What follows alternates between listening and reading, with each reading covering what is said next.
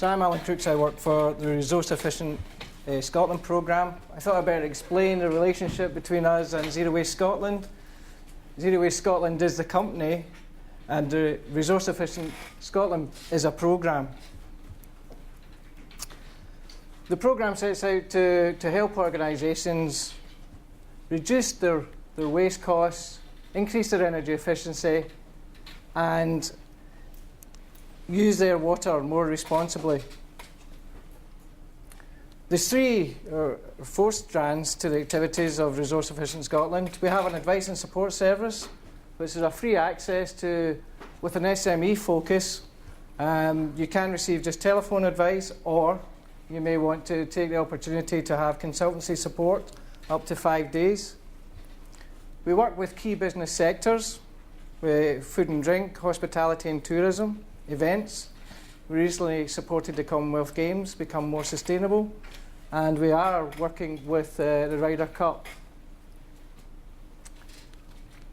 Implementation projects with the public sector. We do work with public sector bodies closely, local authorities, NHS, emergency services, non-departmental public bodies. And also we work with strategic interventions such as the Heat Network Partnership. So these are the mandatory corporate slides. This is a diagram that I took from the CHP Association. It describes the stages of implementing a large-scale district heating scheme. It's a much abbreviated version. And you could debate where the starting line is for these projects. Is it after strategic planning stage? Is it after technical feasibility? But really, it doesn't matter, because there is support all the way through these projects. I've just lifted this diagram. Sorry, it's quite complex. It's from the heat generation policy statement that Hugh mentioned. It describes best, I think, what support is out there. So Scottish Government have formed the Heat Network Partnership. So it's bringing together under one banner all the support agencies that can deliver support for district heating.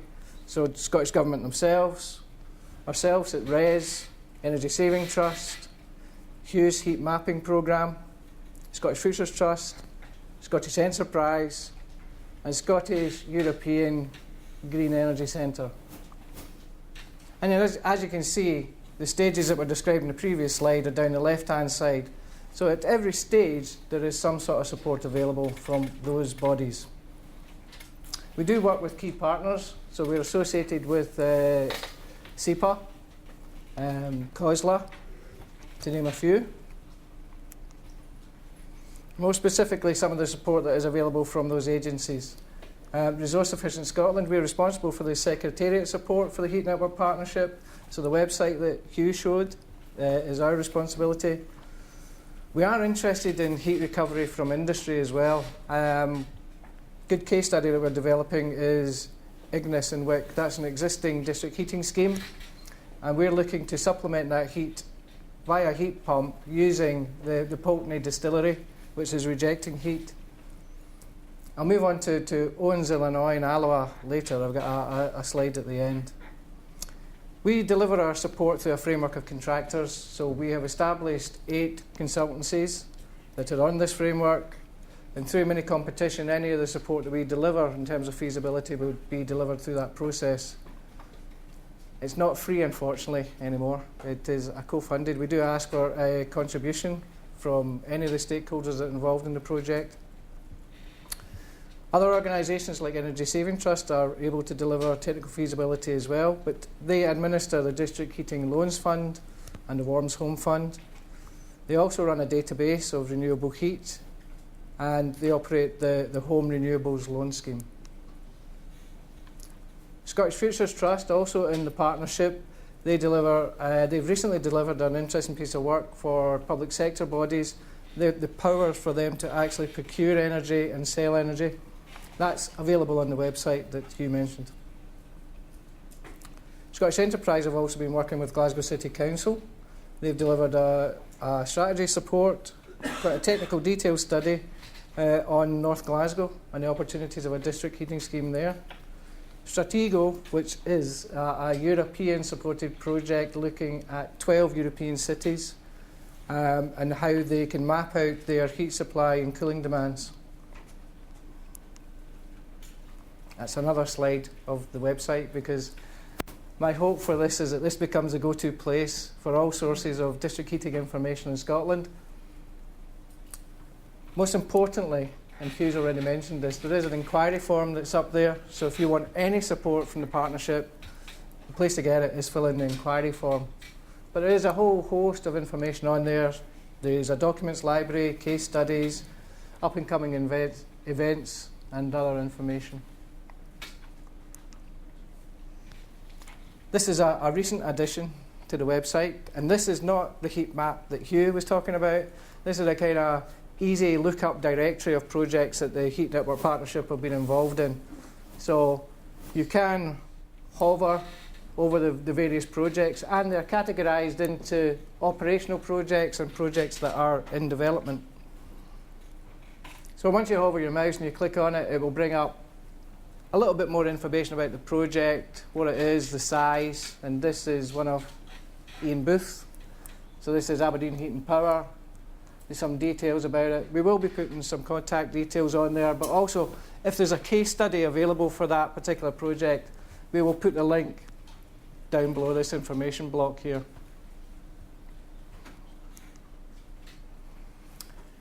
In terms of development funding, there is little pockets of money that are out there. And again, the Energy Saving Trust administer this. The District Heating Loan Scheme is available. So that supports the development of heating networks. It's up to 400k per project that's available. It's a low interest loan, typically 3.5%. Most importantly, it's an unsecured loan, so that's quite attractive to most people. It's available to RSLs, local authorities, SMEs, community groups and ESCOs with less than 250 employees. And this is the only case study I can find. I think this is the only water-sourced heat pump that the Heat Network Partnership has been involved in. It's Loch Ness Shores. It's a small heat pump, 55 kilowatts, supplying a very small network connecting two buildings. It's a utilities block and a visitor centre down in the shores of the loch. I hope that's not the last project we're going to get involved in. Again, EST administer another source of money, which is the Wormhole Funds. It's a larger pot of money. Its aims are looking at fuel poverty areas. It must be associated with renewable technologies, so it must be a FIT or RHI eligible technology. Some of the details of that fund: it's a bigger pot of money, it's £50 million. You can receive up to £5 million as an unsecured loan. More importantly, if you're developing projects, there is a development grant available through that source as well. You can receive up to 10k for a feasibility study and 20k for a strategy. Again, it's available to local authorities, RSLs, non-profit ESCOs set up in association with a local authority or a housing association. And again, I've mentioned it must be an eligible technology. This is a new pot of money that's just been announced. It's the 10th of October cut-off. Just a couple of case studies to finish with. I said we were interested in recovering heat from industrial processes.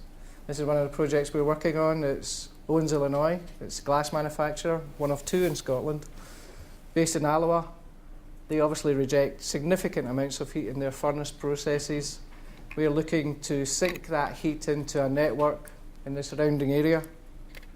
There are lots of buildings and companies who could use that heat. There's a Maltings, there's a school, there's another school being built quite close by. So that is a feasibility study that RES are supporting. And this one's already been mentioned. Everyone's stolen this one now. But we are co-funding the feasibility study for Glasgow University. And again, I don't have the fancy diagrams that Robert had. And for the non-Glaswegians here, I'll just point out the university is up here. This is the energy centre, right? So it's not inconceivable that heat from the River Kelvin could, via heat pump, supplement heat that will be in the district heating scheme that's been developed. I think that's that. So that's my contact details.